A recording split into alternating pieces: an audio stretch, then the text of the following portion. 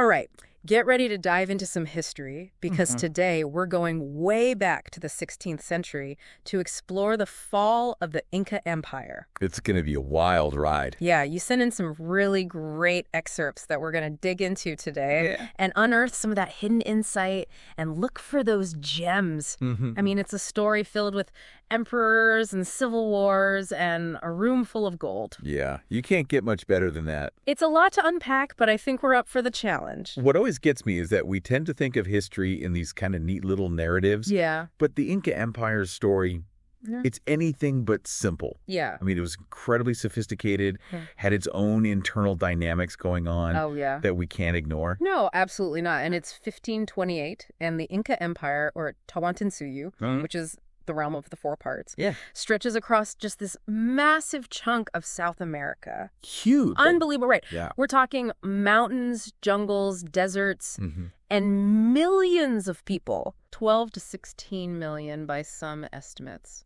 That's wild. Which is mind-blowing. It was one of the largest civilizations in the Americas before Europeans arrived. And that's so crucial to understand. Yeah. Like, this wasn't just some tiny kingdom ripe for the taking. Right. I mean, the Inca, they had this complex system of government, advanced engineering. Yeah. They even kept records with these knotted cords called quipas.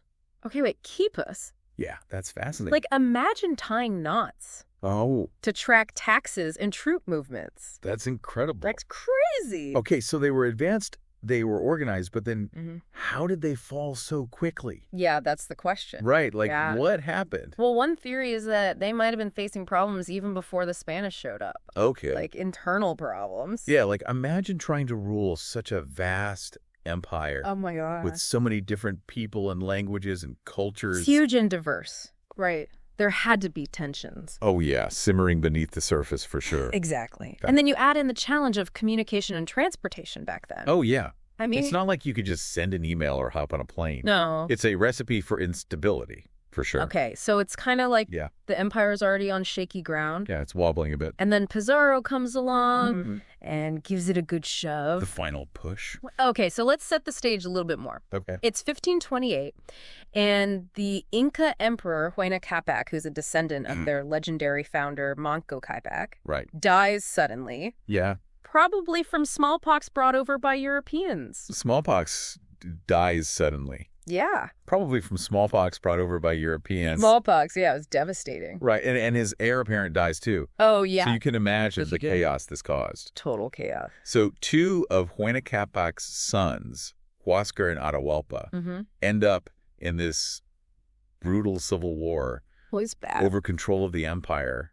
Huáscar was like the rightful heir, but Atahualpa had the backing of the army. That's a powerful ally. It is, right. Yeah. Talk about a family feud with world-altering consequences. No kidding. Okay, so Huáscar, he controls like the traditional heartland of the empire. Right. But Atahualpa's power base is in the north, which was like a newly conquered region. And Atahualpa, he was a brilliant military strategist. He was. Right. So he starts winning battles, pushes Huáscar back, and ultimately captures him. Yeah. And here's the crazy part. What? On the very same day that Atahualpa gets news of his final victory, no way. Francisco Pizarro lands on the Peruvian coast. Are you serious? I'm serious. No. Talk about bad timing. You've got to be kidding me. For the Inca, that is. Right. Yeah. Wow, you couldn't script it better. Nope.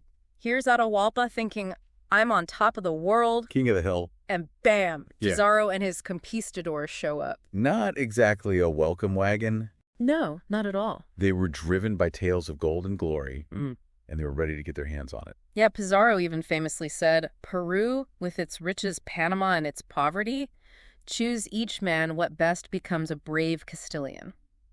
Not exactly subtle. No, not very. Pretty clear about their priorities. It's like he's saying, come on, guys, let's go get rich. Basically, yeah.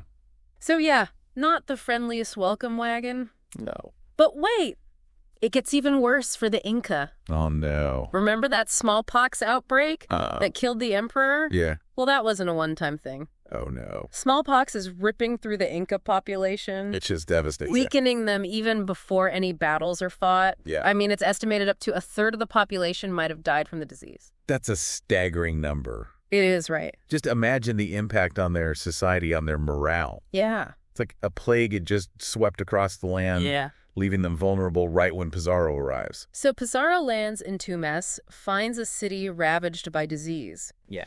And he hears rumors of a civil war. Oh, boy. And quickly realizes he stumbled into a golden opportunity. Literally. Literally right. Yeah. So he establishes the first Spanish settlement at San Miguel de Pura and starts gathering information. Smart move. Yeah.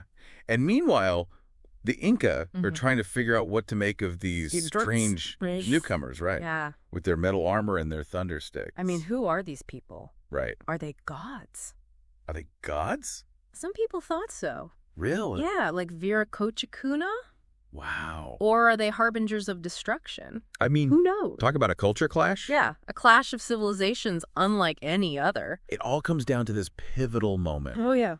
Atahualpa, fresh off his victory in the Civil War, is in the city of Cajamarca, where Pizarro, with his tiny force of like less than 200 men, has invited him to a meeting.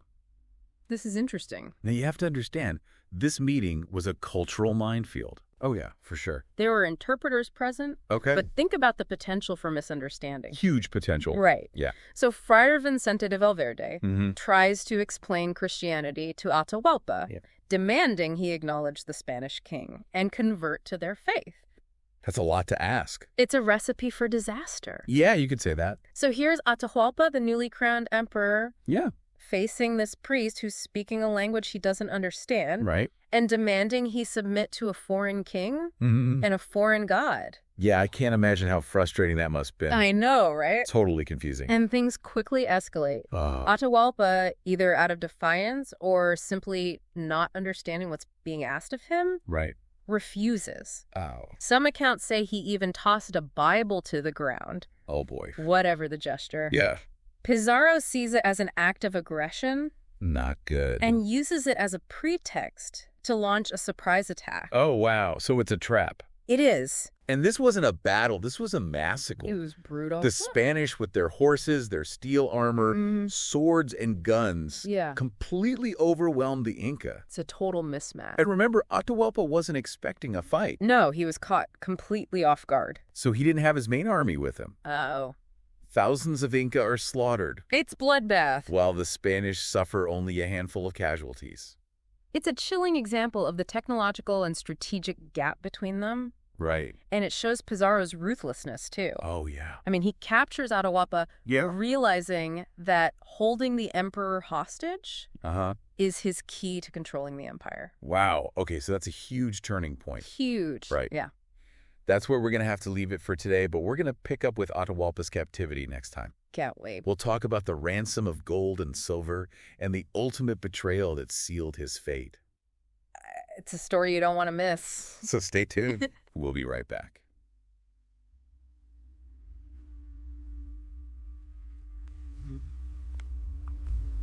Welcome back. You know, when we left off, Pizarro had just captured Atahualpa in that brutal ambush. Right. It makes you wonder what must be going through the emperor's mind. I know. It's like he goes from conquering emperor to captive in just a few hours. Yeah, it's a wild turn of events. But Atahualpa, he wasn't just going to sit around and wait for his fate. This guy was a fighter. Yeah, he comes up with this plan, this gamble that would become legendary. Oh, yeah.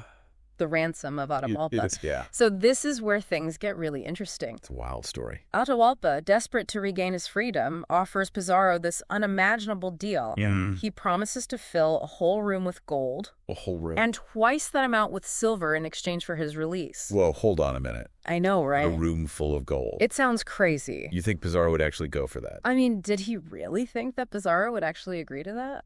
It might sound crazy, but Atahualpa was actually playing a pretty clever game here. Okay. First, this offer buys him time. Okay. He's stalling, hoping that his generals will rally and come to his rescue. Right. And second, he's trying to figure out the Spaniards' true motives. Oh, okay. Are they just after the gold?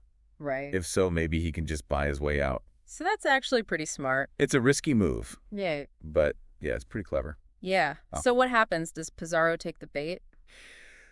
Well, Pizarro's no fool. Right. He sees the value in keeping Atahualpa alive, at least for now. Okay. The emperor's like his puppet, Right. A way to control the Inca and get access to their wealth. Yeah, so he agrees to the ransom? He does. And the Inca actually start delivering the treasure? Oh, yeah. It's incredible. Can you imagine that scene? It's been something else. I know, llamas laden with gold and silver streaming into Cajamarca. It must have been an incredible sight. It had to have been. And you know what Atahualpa was doing while all this was going on? What? He was learning to play chess. No way. Yeah, from the Spanish. Get out of here. And get this. He got pretty good at it. Really? Some accounts even say he started beating his captors at their own game. That's amazing. It's kind of funny when you think about it. I know. It's like this crazy situation where he's schooling these conquistadors in chess while they're melting down his people's treasures. It just shows the complex dynamic at play. Yeah. I mean, the Incas are learning about European culture even as they're being exploited. All right. It's a strange mix of resilience and oppression. So the ransom is paid. Mm-hmm. The room is filled with gold and silver. Yeah, piles of it. So Pizarro keeps his word and releases Atahualpa right. Well, this is where Pizarro's true colors really show. Uh-oh. He's got what he wanted, the treasure and control over the Inca. Right. And now he needs to get rid of any potential threats. That's cold. It's ruthless. So what does he do? Does he just have Atahualpa killed outright? He's more cunning than that. Yeah. He knows he can't just murder Atahualpa without risking a major Inca uprising. Right. So he puts Atahualpa on trial. A trial? Yeah. What were the charges? Oh, all sorts of trumped-up charges. Like what? Idolatry, treason, plotting against the Spanish. You name it. Wait, idolatry? Yeah. Isn't that a little hypocritical? You could say that. Especially after they stole a room full of Inca gold. It's the twisted logic of colonialism. Yeah, they impose their own beliefs on the Inca. Right. And then use those beliefs to justify their actions. It's a classic move. So what happens at the trial? Well, it's a foregone conclusion. Right. Atahualpa's found guilty and sentenced to death. Of course. But there's a twist. Okay. Some of the Spanish, including Pizarro's lieutenant Hernando de Soto, are actually outraged by this. Really? Yeah. They argue that Atahualpa should be sent back to Spain for a proper trial. Oh, wow. So there's dissent among the conquistadors. There is. That's surprising. Yeah, it shows that even within this group, there were different opinions, different moral compasses. So what happens to De Soto? Does he try to stop the execution? He's actually away on an expedition when it happens. Oh. When he gets back, he is furious. Yeah, I bet. Especially when he finds out there was no truth to the rumors of an Inca uprising. Wow, that must have been tense between Pizarro and De Soto. Oh, I'm sure it was. But it's too late for Atahualpa, right? It's a tragic end. So what was his fate? Atahualpa's given a choice. Yeah. He could be burned at the stake as a heretic if he doesn't convert to Christianity. Oh, gosh. Or if he agrees to be baptized, he can be executed by garroting, which was supposed to be a more merciful death. What a horrible choice. It really is. What does he do? Atahualpa agrees to be baptized. Wow. Maybe he saw it as the only way to avoid the flames. Right. He's given the Christian name Francisco. Right. And then strangled to death on August 29, 1533. That's heartbreaking. It's the last Sapa Inca, the emperor of this vast and sophisticated empire, is gone. It's a pivotal moment in Inca history. Killed by his captors, even though he fulfilled his end of the bargain. Atahualpa's gone, and now the empire's leaderless, reeling from the Civil War disease, and now this. So Pizarro installs a puppet Inca. He does, yeah. Manco Inca Yupanqui. Okay. Another of Huayna Capac's sons. Right. Hoping to maintain control. But as you alluded to earlier, he doesn't stay a puppet for long. Not at all. Pizarro takes Cusco and then establishes Lima as the new center of Spanish power in 1535. Okay. But Manco Inca quickly realizes what's really going on. Right. He sees the true nature of the Spanish. Exactly. He's not content to be their pawn. So what does he do? Does he just run away? Manco Inca's a lot more cunning than the Spanish give him credit for. Okay. He stages this daring escape from Cusco. Wow. And starts rallying his people for a rebellion. Okay, this is where we really see the Inca fighting back. Absolutely. They might have been defeated at Cajamarca, but they're not giving up without a fight. No way. So in 1536, Manco Inca launches this massive siege of Cusco. Yeah, a bold move. Trying to drive out the Spanish. And for a while, it looks like he might actually succeed. He does pretty well. I mean, he manages to wipe out several Spanish relief columns. Yeah. And inflicts heavy casualties. It's a major victory for the Inca. So the Inca are winning battles against the Spanish. They are, for a time. That's incredible, but why didn't they succeed in retaking Cusco? Well, they were still facing a lot of challenges. Like what? They were weakened by disease. Right. And not all the Inca were fully on board with the rebellion. Oh, right, because the empire was made up of many different groups. Exactly. And some of them had actually been conquered by the Inca themselves. Right. So the Spanish are able to exploit these old rivalries. Oh, yeah. Divide and conquer. Plus, even though the Inca were fierce warriors, oh, yeah, they were tough. They didn't have the weapons or organization to fully dislodge the Spanish from Cusco. Yeah, the Spanish had firearms, cannons, horses, things the Inca had never seen before. So it's a combination of things. Yeah. Internal divisions, superior weaponry, the lingering effects of disease. It's a lot for any rebellion to overcome. So what happens to Manco Inca? Well, the siege of Cusco fails. Right. And he's forced to retreat to this fortress of Ollantaytambo. Okay. He puts up a good fight there, even wins a battle against the Spanish in open combat.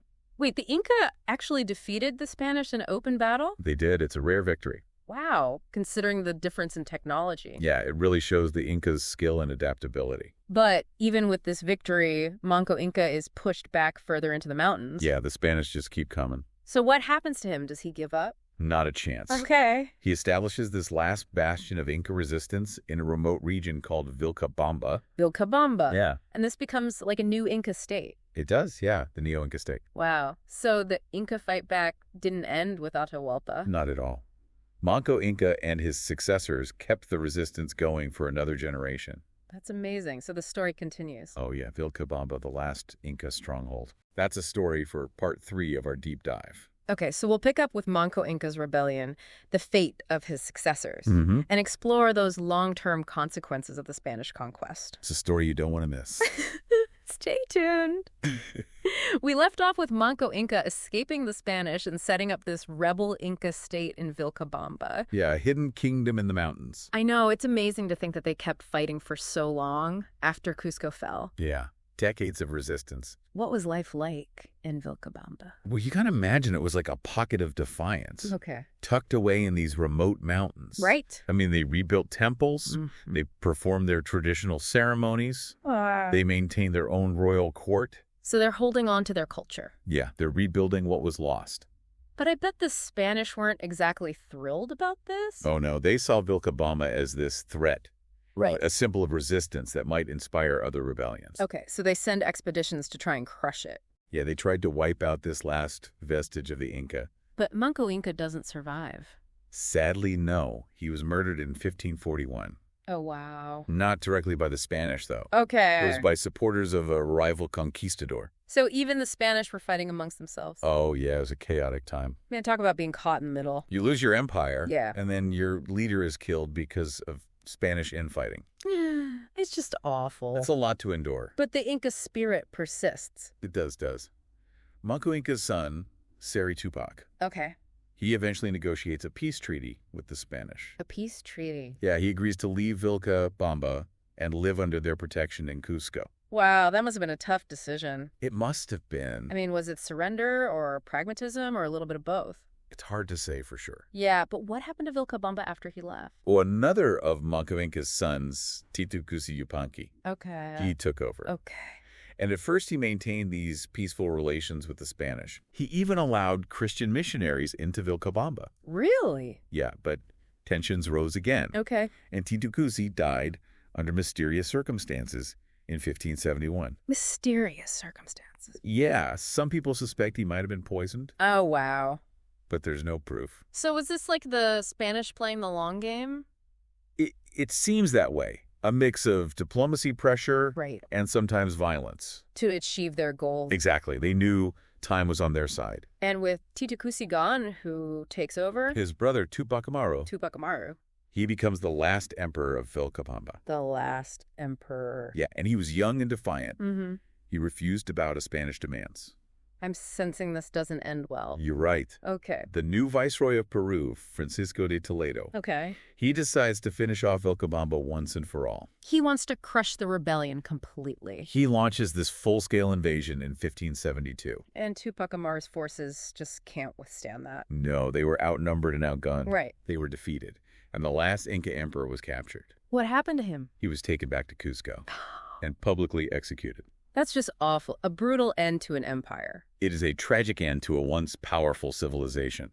But, it's incredible that it took 40 years for the Spanish to completely win. Yeah, it's a testament to the Incas' tenacity. They fought hard to hold on to their way of life. Absolutely. They showed incredible strength and determination. But in the end, it just wasn't enough. Sadly, no superior weaponry. Yeah. European diseases, internal divisions. Right.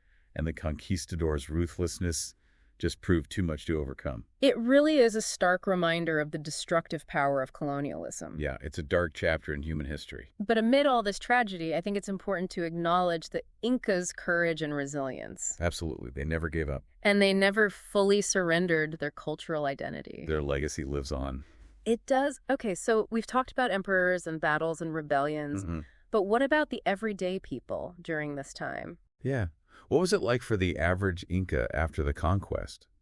Well, the whole world must have been turned upside down. Absolutely. I mean, imagine your emperor is gone. Right. Your religion is suppressed. Yeah. And your way of life is completely disrupted. So the Spanish create a new social order. They do, yeah, with themselves at the top and right. the Inca at the bottom. And the Inca are forced to work for them. Yeah, often in dangerous conditions like silver mines. It's terrible. And their traditional systems of farming were disrupted, too. So it's a complete upheaval of their society. Yeah, it was a very difficult time for the Inca. But did any aspects of their culture survive? Remarkably, yes. Really? Despite the Spanish trying to erase Inca traditions, many elements persisted. Okay. Often blending with Spanish influences. So like a merging of cultures. Exactly. What are some examples of that? Well, Quechua, the Inca language, is still spoken today. Wow. By millions of people. That's amazing. And many traditional crafts and music and storytelling practices. Yeah. They survived in modified forms. So it wasn't a complete cultural wipeout. No. There was definitely a blending of the old and the new. And we can still see that in Peru today. Oh, absolutely. In the food, the textiles, the festivals, even in the way people interact with their environment. So the Inca legacy lives on in all these ways. It's woven into the fabric of Peruvian society. That's really cool. It shows the enduring power of culture. Absolutely. But I imagine the Spanish left their mark, too. Oh, for sure. In what ways? Well, new agricultural products, livestock technologies. Right. They transformed the Peruvian landscape. Okay. Cities were redesigned according to Spanish principles. And I'm guessing a lot of Catholic churches were built. Everywhere. So it was a period of huge change for Peru. Profound cultural transformation. With both gains and losses. Exactly. A complex legacy. As we wrap up this deep dive, I keep thinking about the ethics of all of this. Yeah. I mean, the Spanish conquest was driven by greed. And this belief that they were superior. It's a troubling part of history. It brought so much suffering and exploitation to the indigenous peoples. It's important to remember that. It really is. And acknowledge the lasting harm that was done. We can't forget that. No. So we've covered a lot of ground today. We have. The politics, the military, the culture, the ethical dimensions of it all. But it's just a starting point. Right. There's so much more to learn about this period of history. Yeah. It's complex and fascinating. It really is. And I think it's important to remember that history isn't just about dates and battles. It's about people. It's about people. Yeah, their choices. Right. The challenges they faced. And the legacies they left behind. The story of the Inca Empire and its conquest is a human story. Yeah. Full of triumph and tragedy, resilience and loss. It's a story that still resonates with us today. Absolutely. So on that note, we'll wrap up this deep dive. Okay. We encourage you to keep exploring. Yeah. Keep learning. Reading, learning, asking questions. The world of history is vast. It is. And full of incredible stories. Absolutely. All right. Thanks for joining us on this deep dive. Thanks for listening.